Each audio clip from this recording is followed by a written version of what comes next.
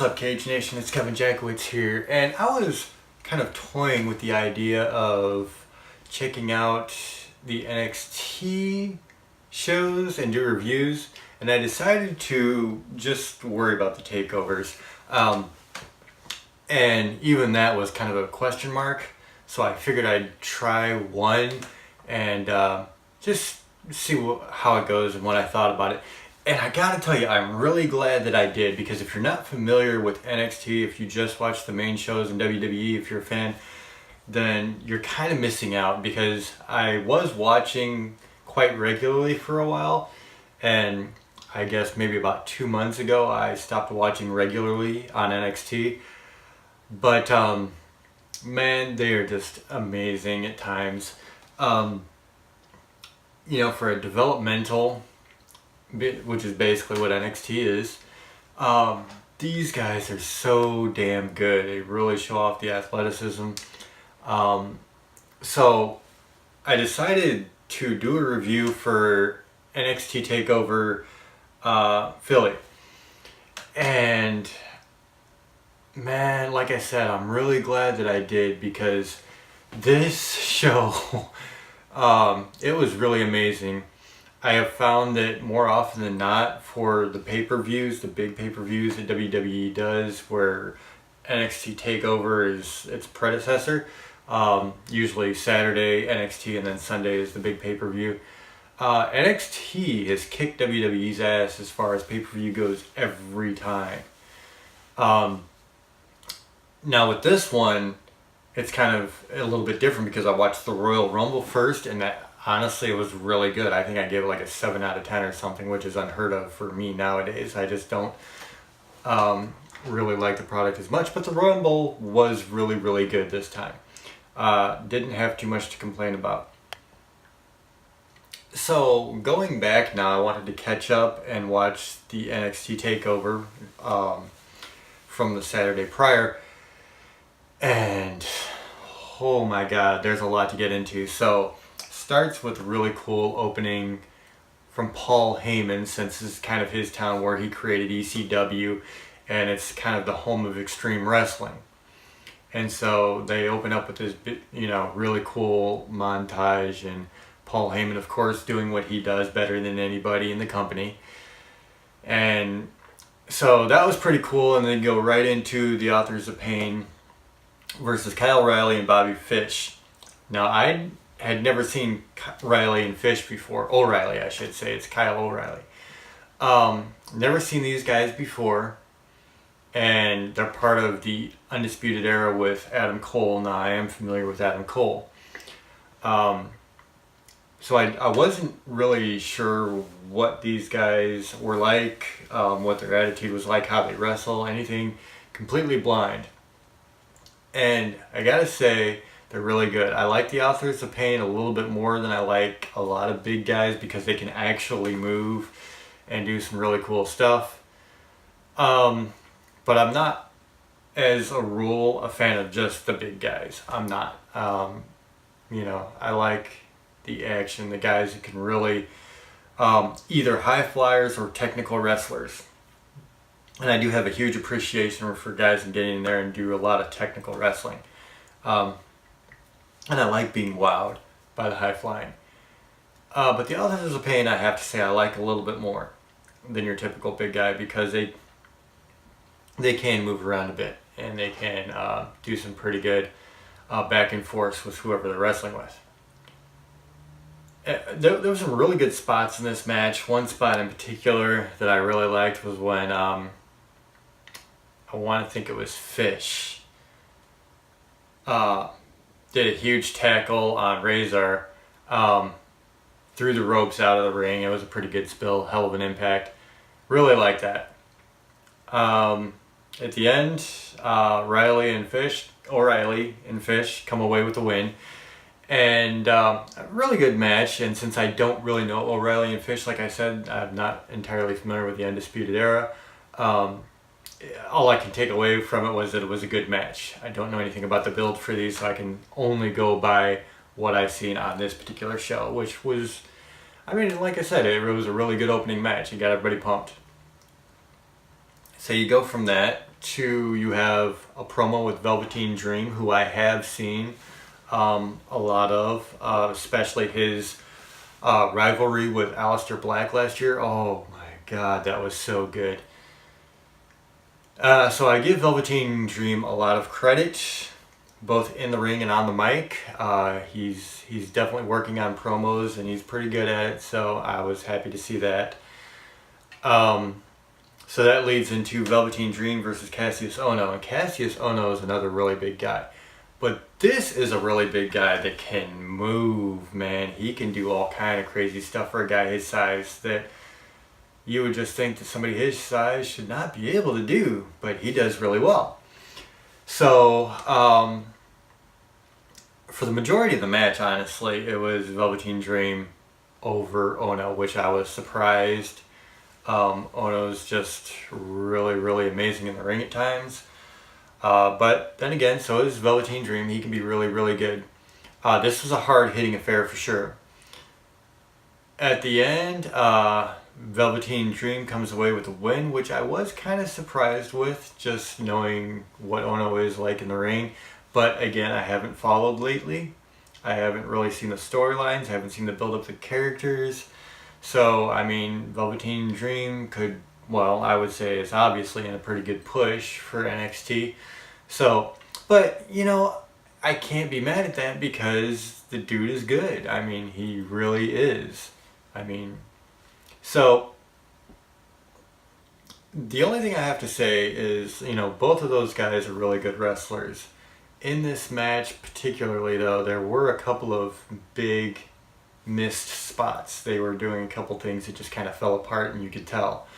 And it is what it is, you know, it's live, and it's, you know, everybody jokes it's not ballet.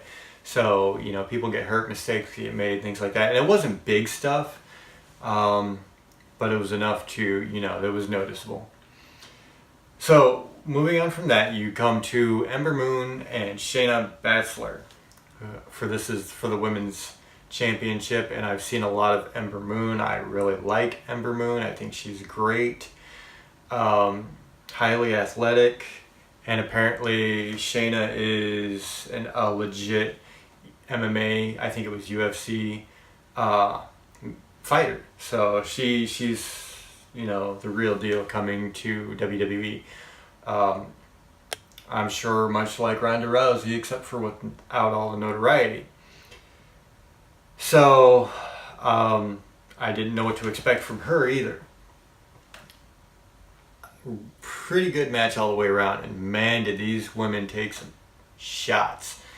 They have this really cool looking setup where Baszler has the girl's arm kind of twisted on the mat like that, and then she kicks down and it's, you know, folds under, and it does really look like it hurts. I mean, obviously it's, you know, a stage bit, but I mean, visually it sells really well.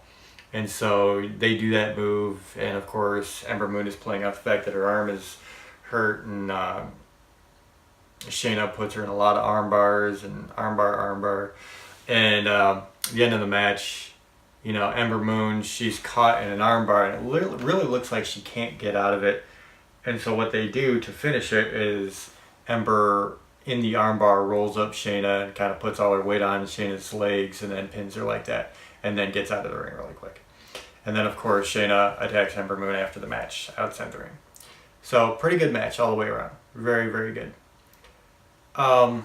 You go from that to Aleister Black and Adam Cole. Now, I am familiar with both these guys. They're both really, really, really good wrestlers. I have a huge appreciation for both of these guys in the ring. Aleister Black is kind of a freak of nature in a lot of ways. Adam Cole is just really, really good. And they have an Extreme Rules match in Philly, which, as I said, you know, they opened the show with Paul Heyman talking about being the home of Extreme, and, you know, Philly is where ECW started. So the stakes are set pretty high for an Extreme Rules match in Philly. And man, did they deliver. Aleister Black took a shot, man, that, oh, it just looked painful as all hell. He does a springboard off the second rope backflip and gets caught right in the midsection with a kendo stick shot. And you could see the pain on his face. I mean, it lasted a while too. It was rough looking. Both of these guys took some hellacious shots. Adam Cole, tailbone first from the electric chair position onto a ladder. That was rough. Aleister Black, chair to the face, and then falling into a couple of tables. And both guys were bleeding at the end of this. I mean, it was a rough match to watch in a lot of ways. These guys put their bodies on the line for sure. And I think one of the biggest spots of the match for me was Adam Cole setting up these chairs, the black folding chairs, and he has the backs of them together. So it does, I mean, there's a very small area there to land on. And Aleister Black gets Adam Cole up and does like the fireman carry throw. And Adam Cole goes back first onto the two backs of the chairs.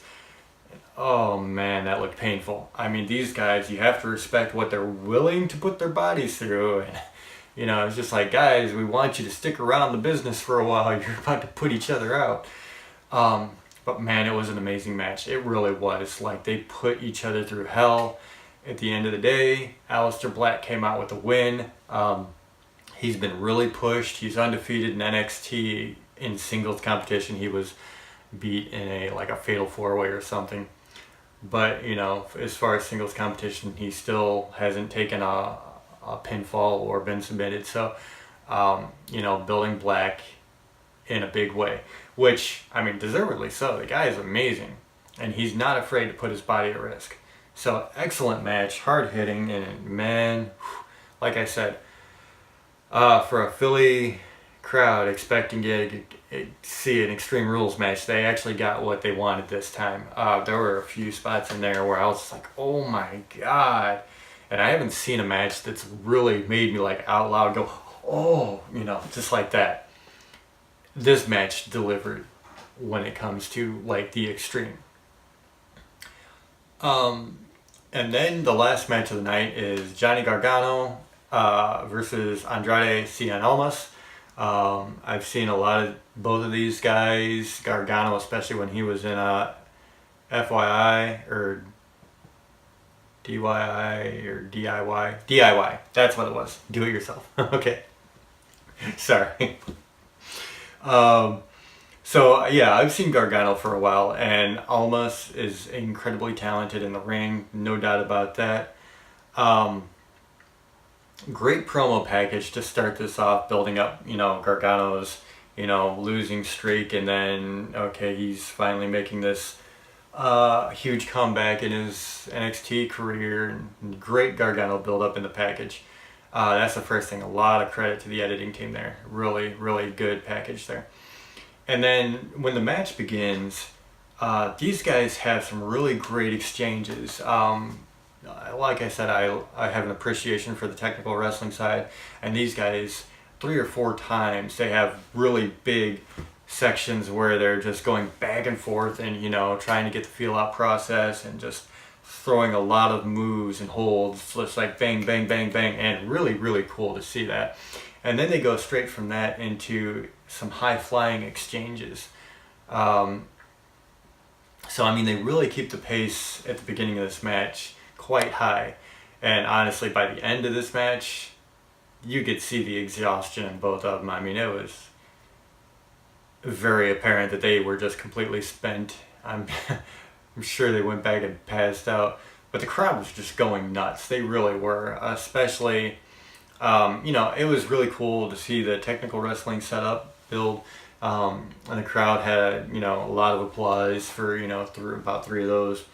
And then, like I said, going to the outside of the ring, they had some really cool high-flying exchanges, and the crowd was just going berserk. They had some really good spots in this match. Really, really good spots in this match. Toward the end of the match, Andrade's manager, I forget what her name is, she kept getting involved, and then Gargano's wife jumps the barricade. She's in the front row and goes to whipping on her and chasing her out of the ring. So, you know, it's kind of a fair match at this point. And at the end, they actually give Almas the clean win, which is cool. I mean, like I said, the guy's super talented. He is amazing in the ring. So either way, I would have been happy with either guy getting the win. Gargano, I would have liked to have seen him get the belt, but you know, at the end of the day, it was a great match, and I don't think they could have gone wrong either way. So, I mean, just an amazing, amazing, I don't know if you'd call it pay-per-view for NXT, but I guess pay-per-view. Just an amazing takeover. Absolutely great. A